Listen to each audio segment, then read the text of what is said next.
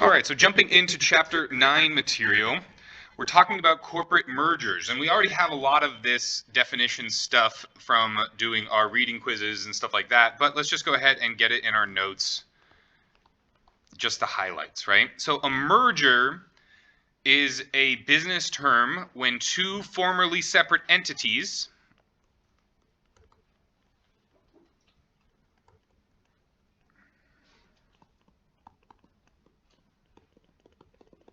combine to become a single firm.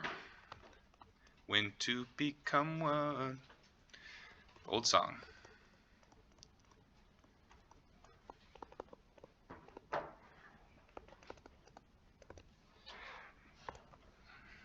So that's what a merger is. And then we have acquisitions.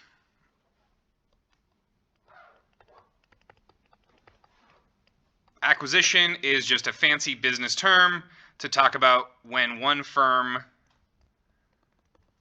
purchases another.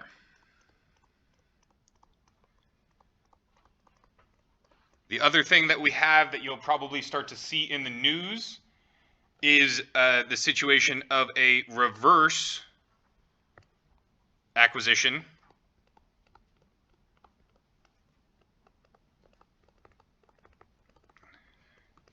And this is from the perspective of the firm that's being bought.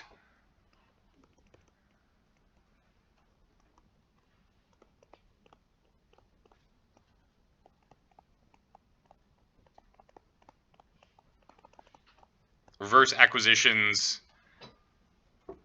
are somewhat used interchangeably with mergers.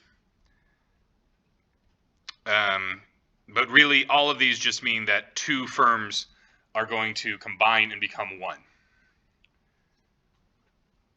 So a merger, there's probably more employees retained from both of the companies than in an acquisition or a reverse acquisition. So merging activity is pretty common and becoming more common, right? So if we look from 1985, the number of M&A transactions, merger and acquisition transactions worldwide, we see that it's been steadily increasing, right? You know, we see some cyclical variation here just because of our real business cycle, right? Here's our dot-com boom. Here's our dot-com bust. Here's the lead up to the great financial crisis. Here's the stagnation of the great financial crisis. Here's our post-2008 recovery. Here's a hit from COVID in 2019, 2021. And then, 2019, 2020. And then in 2021, we shot back up. 2022, still pretty aggressive, high levels of acquisition. And this one is so small because it's just talking about up until April of 2023, which for whatever reason is the last time period that we have data available for this just Statista app, right? Also from the Statista app, we can look at how the US attracted more than half of the total of M&A deals worldwide. So if we go ahead and we look, so we're going to start off in 2006 down at the bottom here, and we're going to move to 2020. So we start off here,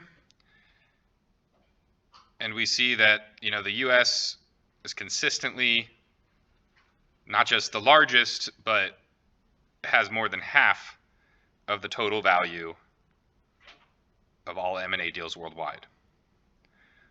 So M&A is a big deal in the United States, right? We can see that both through the trends globally and through the US domination of those trends.